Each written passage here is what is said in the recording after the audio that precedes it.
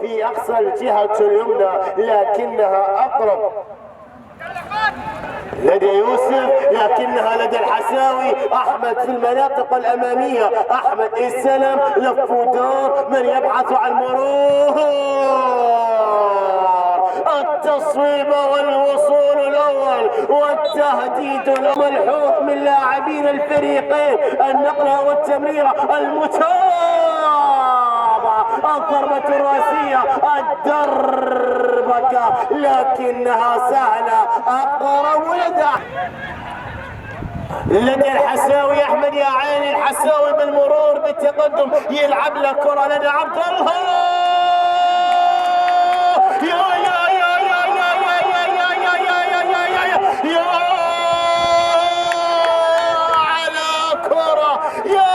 مقطوعة لدى عبد الله، استلم عبد الله من يبحث عن تصويب. يا عيني على تصويبه، كادت بأن تكون غريبة كبرودة الأجواء. النقلة والتمريرة لدى الجهة اليسرى، التصويب.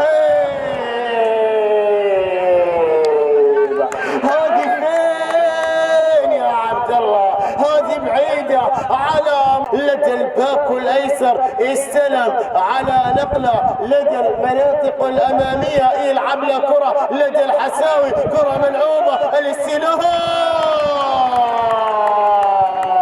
التصويبه من علي، التصويبه من الجهه اليمنى. حساوي احمد والنقله لدى الجهه اليمنى، يلعب له كره، المتابعه، الضربه الراسيه، النظره، يبحث عن تصويب